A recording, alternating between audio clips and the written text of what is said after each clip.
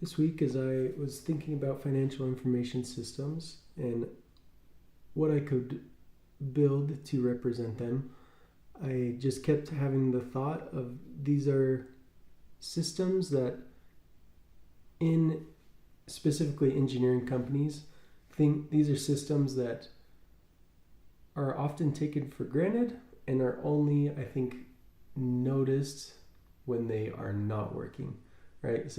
So right, I kind of feel like this is an example of like referees in sports or maybe field goal kickers. There's right, field goal kickers are often ignored until they screw up, and that's kind of how I feel about financial information systems. So in this example, right, I built a simple chair, or I could have built a table as well, and the four legs would be the hardware, the software, the network, and the databases. And the reason I built a chair or a table is because when it is functioning as it's expected, it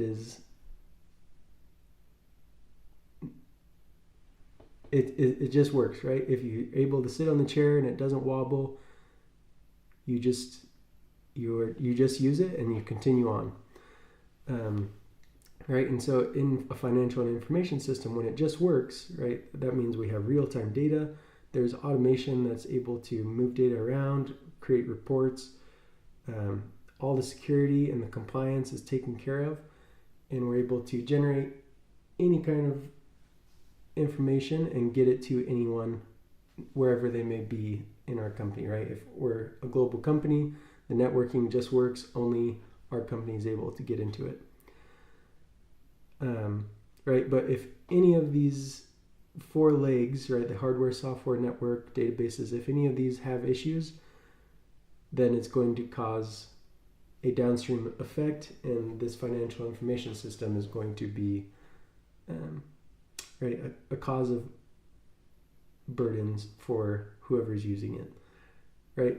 For example, if there's something off with the network and someone is trying to VPN and get a specific report, but it's not working, right? This could cause some sort of delay in decision making, in trying to figure out the root cause of something particular. And same thing with databases, right? If ever bad data goes into a lot of these systems, it can be a lot of work to try to troubleshoot why either reports look wrong or maybe why past decisions were made based on bad data. And so whenever things like this happens, right, it's going to pull away significantly important people in a company to try to troubleshoot this, and that's going to be time taken away from in engineering companies, either product development, trying to resolve things for customers. And so that is where I think this becomes difficult. And so that's why I built this example. And even if you have a financial information system that seems to be working perfectly, there's always going to be issues, right? That there, especially if you're going to build all of this from scratch, the hardware, software, network, databases, if you have all that from scratch and it is all custom, the complexity of that increases, as well as the implementation and the maintenance, right? So you're going to have a really good team of individuals that can maintain that. The data quality is a risk and an issue I already mentioned.